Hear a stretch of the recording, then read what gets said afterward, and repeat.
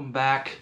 It is Saturday and we are a little bit behind with this week's video, but we've done some traveling. Meg and I are attending a wedding for one of her good friends and we're excited to be involved in their celebration. They were involved in ours. So for those of you who don't know, I was married this summer, June 5th, to my beautiful wife, Megan, and we've now been married for, what's this, September, so about 4 months, and life is good. And it's fun to attend other weddings as a married couple as well. So I wanted to spend a little bit of time today talking about 3 not so common ways, uncommon ways, that you can improve your health forever. Bottom line is that I want to share things that I've gathered through my own experimentation that are meaningful, impactful, meaningful. They really carry weight. There's a lot of surface material that floats around the popular pages and marketplace that doesn't have much impact, doesn't have much meaning. It's also practical. It's things that can be used today. And a little disclaimer about the video as well, you can implement 1, 2, or 3 of these things and you will see change in your life. Guaranteed. Change for the better. So without further ado, let's start on number 1. Number 1 is external world. How does the external world influence your health? For the purpose of the video, let's define health as your best possible form of who you are. Health. And health is also, as that definition goes, always improving. There is no ceiling to the best possible version of yourself. It's simply you're the best you are today, and then tomorrow, next week, next month, and next year, hopefully you've been able to be or achieve even higher states of being your best self. So people learn through modeling. This is a very simple way of how we have been, it's a very simple way to think about how we have been brought up from childhood to teenager to young adult to adult. You model, you learn things through modeling. And regardless of whether or not you understand that, it's happening all the time. Now, what modeling means is that you're taking what people do and doing it yourself. You're copying. And through copying, you learn the actions necessary to do something, and you also learn how you can alter them to be suited or better, best for yourself. However, there's one key piece to this picture. Modeling implies the people around us have influence on us externally. They are outside of us and they still influence the person we are. As an example, because I started a new job recently, I have been paying attention to how I think, talk, and feel as I spend more time with people who I had no prior interaction with. They're new people in my life. They're my work family. But they do influence me. I spend 8, 9, or 10 hours a day with them, talking to them, learning from them, hearing what they think and have to say. Whether I like it or not, they influence who I am, and I take that with me wherever I go. So I think it's silly to not acknowledge that the outside world influences who you are. Because in the best of situations, it not only limits your growth, but it means that you are ignorant to the idea, or we are ignorant to the idea, that being involved with people who are bringing us down intentionally is somehow not connected to us being in bad health. The two are directly connected. To change who you are, you have to change who you spend your time with. So that's the one big key piece about the external world. It may not be easy to control. It may not be simple, because the truth is, we've all spent all our lives up until now. If you haven't known this, you can look around you and you can easily determine that yes, people have influenced you. You have spent your time learning from any certain number of people. A lot of us, it's parents, or it's close friends, or it's grandparents, but that doesn't mean that's what it is for everybody. Whoever it is, recognize how they have influenced you, put some thought into that, and then consider how you want to change, or maybe not change, your external world.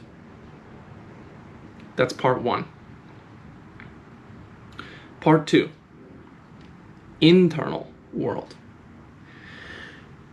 Internal world is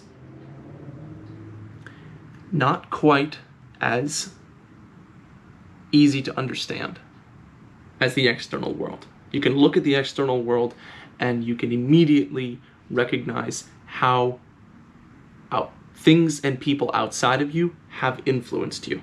And that's an easy realization to make. Internally, the thing that comes to my mind is responsibility. I am responsible for everything that goes on inside my head and inside my body. This is my space. No one else interferes with my internal world. So let me tell you a quick story. As a background, so you know where I'm coming from. Everybody,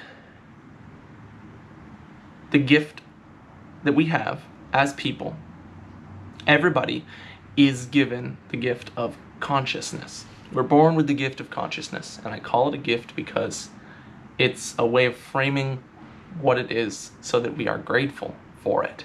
We know to use it for good. The gift of consciousness. It is feeling emotions. It is falling in love. It is depressing. It is joyful. It is knowing where you stand in space and time. It is maintaining relationships with people. It is being able to look at other life and recognize the beauty in it, no matter how small or large that is. Consciousness is also what we think about ourselves. This is important because what we think about ourselves is what determines who we are. And what we think about ourselves is influenced by the external world. You may not know that it is possible to think anything else about yourself. But taking responsibility means that you are claiming ownership over your internal space. And there are some sayings that come to mind here that are key. One is that if you do not take ownership of your time, someone else does. And the reason that's so important is that it just clearly says, if I'm not doing it, someone else does. And there is no putting it at rest. There is no limbo state. There's no in between. It's either I'm in full control of who I am, or someone else is. And if you ask me, that is the only reason that I need, or any of us need, to take full ownership and responsibility for our internal dialogue, for who we are inside. Now, I believe that everybody wants to be the best possible version of themselves. I also believe that everybody has limiting beliefs. Everybody is taught certain things about the world that influence the way they think about themselves.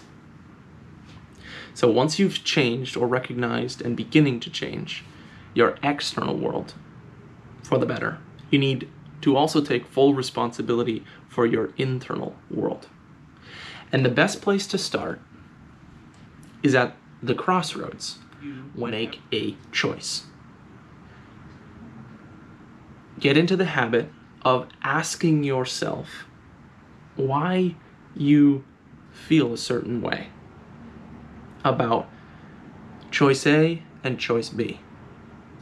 Why is it that you are inclined to choose one over the other? And the behavior that you're creating here is a space between what you are given as choices and what you actually do. Now you have space to consider the options. What makes sense for you rather than what makes sense for someone else. See, everybody has their own internal, let's say, compass. But very few people know how to read that compass. We have been taught, conditioned. Those are kind of like hot topic, controversial words right now, but we have been shown by others what is best for us to do. And so it's hard, it's challenging to learn how to read your own compass and determine what is best for yourself. But that's the responsibility that we each have. And if you don't take it, someone else does. Someone else who knows exactly what they want and knows how to influence you. Again, there's no limbo, there's no gray space. If you're not changing who you are, someone else is changing who you are. So, internally, take responsibility for who you are. Begin to ask the questions, why? Why am I inclined to choose such a thing? Why am I inclined to think such a thought? Why do I behave this way? And what would happen if I chose something else? You have to ask the questions in order to find the answers. The answers are not going to pop into your life or your head without any change, without any responsibility. Part 3. I want you to move more. Remember how I said that you can do any of these and they would all change your life for the better? 1, 2, or all 3. Moving more is perhaps the most straightforward because movement is connected to ideas. Movement is your stream of thoughts. When you stop moving, your energy, the energy that you normally have or would have by default to think creatively, to solve problems, to continually do more good, and really continually ask these questions, to not lose your hunger for learning. When you stop moving, that energy disappears. Not immediately, but it begins to solidify. When you stop moving, where you are becomes your ceiling. Movement is connected to growth because movement requires understanding of the space. If you can move through a space and see its dimensions and understand the senses that you use or experience, the senses that you use to perceive that space, you are exercising your mind in a way that contributes to more understanding and responsibility internal, and the external world will also more easily adapt to what you want, meaning you'll have an easier time changing that world, and the external world will also begin to change itself when you move more. Because your preferences will change. Who you are will change. If you can move more, you can change your external world, which will normally be very resistant to change. You can change that external world because you can move around it and through it. So I'm using the definition of movement both physically in the space and like metaphorically in the example. Movement allows you to change who you are, where you are. If you feel stuck, you need to go outdoors and you need to move. You need to find a way to ground yourself, literally ground yourself, and in doing that, you will eventually break out of your feeling of stuckness. Whatever realization you have will come as a result of movement, consistent movement. It doesn't have to be big, it doesn't have to be going to the gym. Let go of that idea. You don't need to go to the gym to be healthy. All you need to do is move. All you need to do is care about moving. Go outside, sit in the sun, take a walk, move your dog, mow the lawn. Grab your partner's hand, your spouse's hand, go for a walk. Do something with your kids outdoors. Swim, climb a tree, go outside and lay on the grass. If there's no grass, go outside and find some grass. Make it your mission. Find it. That's movement. Okay, so to recap, we had external world, we had internal world, and we had movement. 3 ways, 3 uncommon ways to change your health forever. And we're going to leave it at that. So if you enjoyed the video, drop your thoughts in the comment section below. Like, comment, and subscribe for more videos in the future. And I really appreciate your feedback. Every like, every comment makes a difference.